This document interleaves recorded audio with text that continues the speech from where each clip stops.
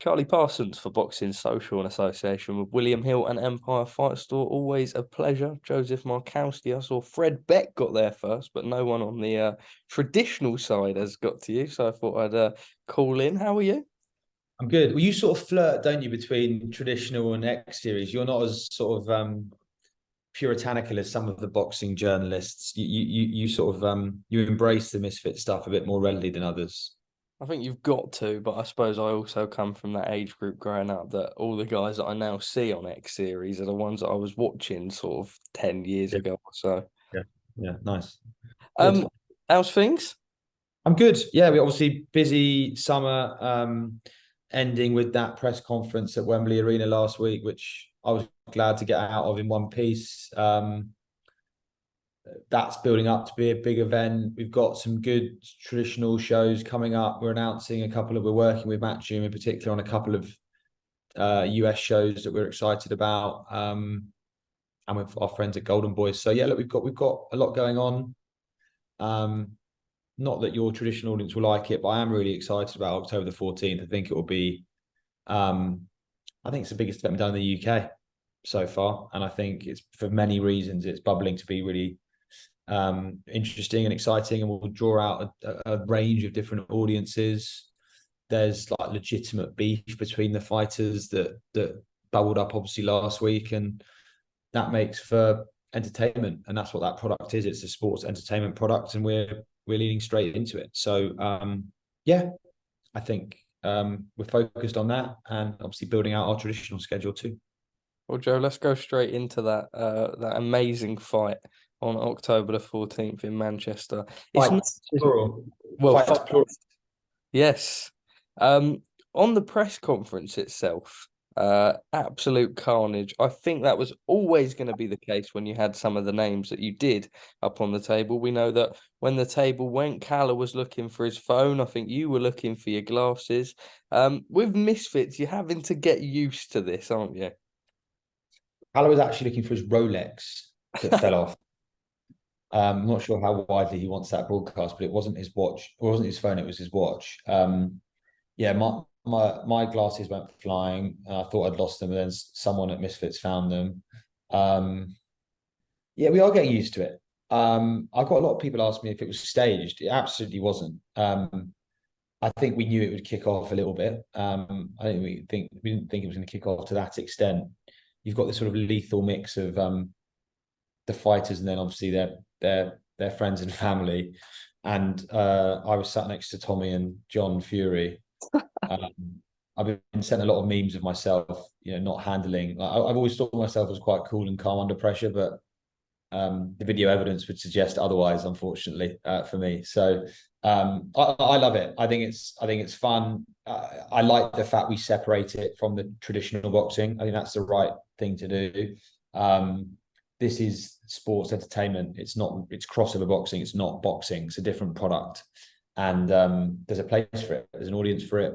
It doesn't reduce our investment in traditional boxing. We've been one of the biggest investors in traditional boxing in the last 5 or 6 years globally.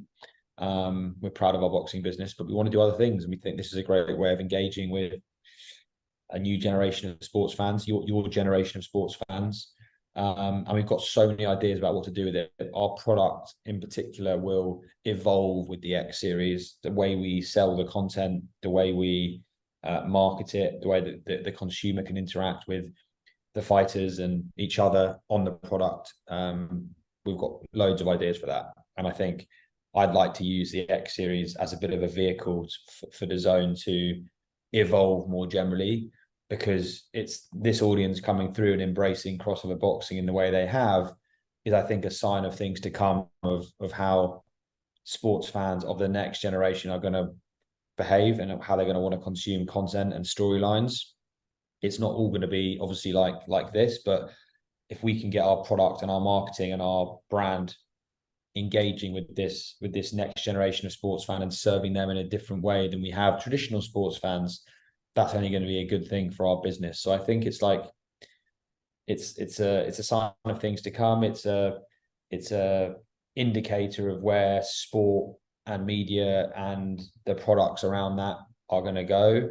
And yeah, we're very proud actually to be like a leader in the space because it's innovative.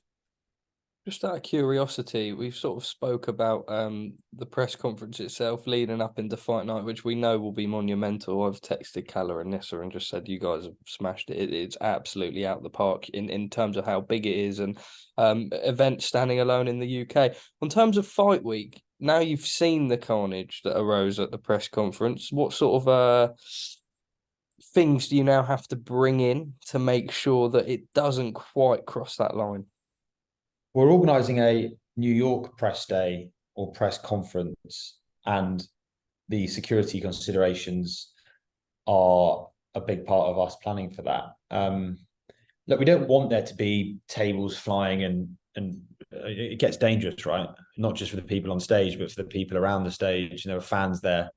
So we've got to be sensible with it. Look, I think you need to find a way of channeling it in the right way. And I think that the public now, the audience this targets, know that this thing's really bubbling. I think it's genuinely personal between Logan and Dylan. I don't want to go into any of that, but it is clearly that's very personal attack that's going on.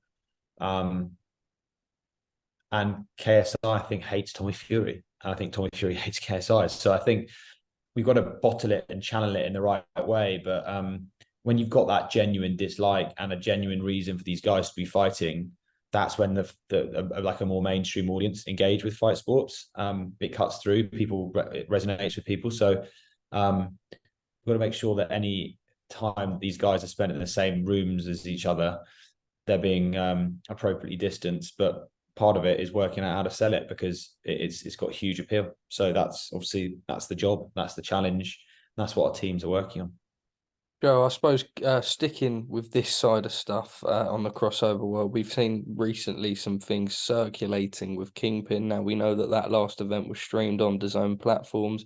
There are a few rumours out there about potentially the acquisition on DAZN's side of Kingpyn. It looks maybe that's not the case. I suppose that's why I'm asking you now. Do you know the intricacies? We know that that sort of final's been cancelled. There's a lot of fighters from those cards hoping to get the prime card. I think we're working on it, and I think I've watched this space for updates on that. We want to be the major player in crossover boxing. Clearly, we've demonstrated that with our commitment to the X Series.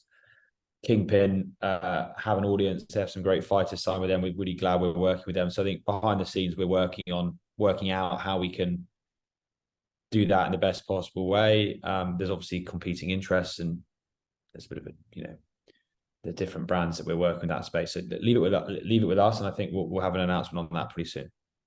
Let's move forward onto the stuff that the Boxing Social listeners are probably going to be more inclined to hear. A great schedule coming up. Starting off, I suppose, Orlando, really, when you look at sort of your hardcore fight fans. I know there's a show a week before Matchroom have got in Mexico, but off to Orlando for a big card. Talks of potentially Conor Benn returning on that one or the one the following week. Jordan Thompson fights Jai Opetaia. Then you go into Wood Warrington in Sheffield, shortly followed by the KSI Tommy Fury madness. And then after that, we go to Liverpool for Catterall Linares. That's what we've got now. We're expecting some good US shows in there. Everything seems to be coming together well. I'm speaking to Eddie and Frank. They're happy with how things are coming together. So far, what you've got, happy? Very happy. I think, we have to strike a balance in the US in particular. I think other broadcasters in the past have overused pay-per-view.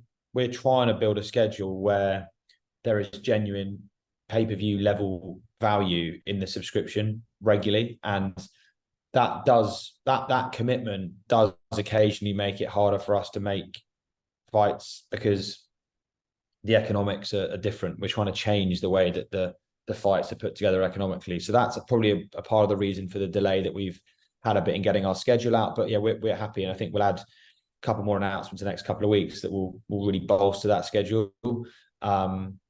Look, we're really disappointed, obviously, that the AJ White fight went the way it did. We've been unlucky with a couple of UK pay-per-views falling foul of, doping incidents. I think what's not being spoken about enough, if I'm honest, is it's great that they're being tested. I think it's much better than these fights going ahead without these guys being tested. And I think that any promoter who invests in VADA testing or top level testing, we're very supportive of that. So when you test, you're going to get, unfortunately, you're going to get more. You're going to get adverse findings on occasion, and it's great they're being snuffed out and the relevant processes can follow. So, look, we're disappointed that certain two fights in particular haven't happened. Great that we scrambled in the way we did to build out this schedule, and I think we're adding more and more to it that's of great value. So, yeah, I am happy, and I'm happy that it's a mix of traditional boxing and obviously crossover boxing, which we're building on and investing in. I spoke to Eddie yesterday. He told me about his Matchroom sort of drug testing plan, something internally. I think sort of the brief outline is from when the fighters under his Matchroom promotion have their fight date announced. It sort of would start from then. It's all being put into place. We have seen more analytical findings probably than we can remember within recent time. Alicia Baumgartner's one, the Robert Helenius one, which we've not even gone into. We know the Conor Benn case, and then looking over at other instances, we know Alberto Puello failed a test for clomiphene as well a while back. Just from a broadcaster's standpoint, how difficult is it to overcome these hurdles? I suppose more specifically, recently the Helenius and White one. Yeah, look, boxing is like the hardest sport I think that we deal with as a business in terms of the schedule is so unpredictable, right? Compared to a football property where you get sent a scheduled PDF before the season starts. You know when Liverpool are playing Man City and United are playing Newcastle. You know, you have to be more nimble, and we've got used to being nimble. You want to be nimble in a positive way as well as you need to react to negative news. You need to be nimble so that you can maximize opportunities. And I think boxing operates in that way. It means it's hard work sometimes, but it generally, I think we're getting better and better at doing it. We react quite quickly, we move quite quickly. So it's just part of the DNA of our boxing business now. And we know that on occasion, fights are going to get cancelled for a myriad of reasons, or delayed or changed because of injuries or whatever. We're used to it. And I think our business is getting healthier and healthier financially, despite challenges that have been fired at it. And we're going to keep working in that way and building out a healthier and healthier financial business, as well as hopefully delivering bigger and bigger fights more regularly for our fight fans. But on the topic of bigger and bigger fights, something that's sort of been lured in front of us, but we've not quite had for a long, long time, is Anthony Joshua and Deontay Wilder. I just sort of wondered, DAZN and your sort of involvement in all of this. We know that Frank, 258, Eddie, AJ have been with Skills Challenge Entertainment, Prince Khalid and the team. I imagine this is something that you guys are pushing to make sure is on the DAZN platform. Just for you, how big of a fight would that be to land? And are you able to provide us any update? I'm not. No, we're not really involved in that yet. I think that's one for you to discuss with Eddie. We're sort of the last phase of it when a fight's agreed, the broadcast rights piece gets discussed sort of later stages in the process. We've been trying to make AJ Wilder since about 2018 when we entered the boxing business, right? I remember one of our first sort of attempts was for one of the first big AJ fights we worked on was AJ Wilder. So look, it's obviously been in and out of focus over that time. We love it. We think it's a great fight. I think everyone involved wants to make it. Clearly, there's deal specifics to be agreed, and that's going on at the moment with, as Eddie, as you said, with various, stakeholders in that will be involved. We want to do it. So as and when we are presented with the opportunity, we will engage in that. I'd love to make it happen for early next year for sure. Just finally, then on a bigger sort of scale as a whole, we know that in Europe, Japan, you have an absolutely massive market, but you've also sort of got a lot of sports. We know that over here you bought over the IPL, and I see that you've now got the Saudi League. It's sort of more reason for customers to get involved. On your side of things, are there any more? You must be pushing for more over here in the UK to make it that statement. Yeah, listen, I think that the misconception sometimes in the UK and the US from fans is that DAZN's just a boxing channel, and there's obvious reasons for that. It's how we've entered those markets. in most countries we operate in, we're a multi-sport broadcaster with significant media rights. So Japan, Germany, Italy, Spain, in each of those countries, we're a domestic football league broadcaster, as well as many other things. We're a top tier sports broadcaster in those markets.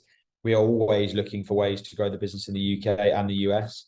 Clearly, we need to do that sensibly. We're not going to go and just spend money willy-nilly on rights that are available. We've got a strategy that we're employing. We're on the hunt for ways to grow. I think that growth will come in different ways. We want to obviously deepen and lengthen the relationship we have with existing customers. We want to find new content that's going to bring in different and new audiences, introduce them to the boxing content we've already got. We're growing a business, and I think there are obviously certain rights in the UK that have a bigger number against them and a bigger impact. We're always looking at those, but we're also looking at more niche and smaller opportunities to grow the business too. So look, you've seen us announce a couple of smaller deals that aren't in boxing in the UK. That's a sign of things to come. But I think we're always going to look for a market like the UK, especially where we're from. We're a British business. We want to be we want to be focused on growing in the UK as well as in our other core markets. So yeah, definitely a strategic priority for us, but we'll do it sensibly. Well, Joe, thank you for your time. I suppose just on our side, just a final message ahead of the back end of the schedule. I suppose mostly, predominantly people going to be listening over here in the UK, be interested for this boxing schedule, but good things to come from the second half of 2023. Yeah, for sure. And look, we're excited to make some announcements the next couple of weeks on both sides of the pond. And we'll keep working hard to deliver a good boxing schedule for fans.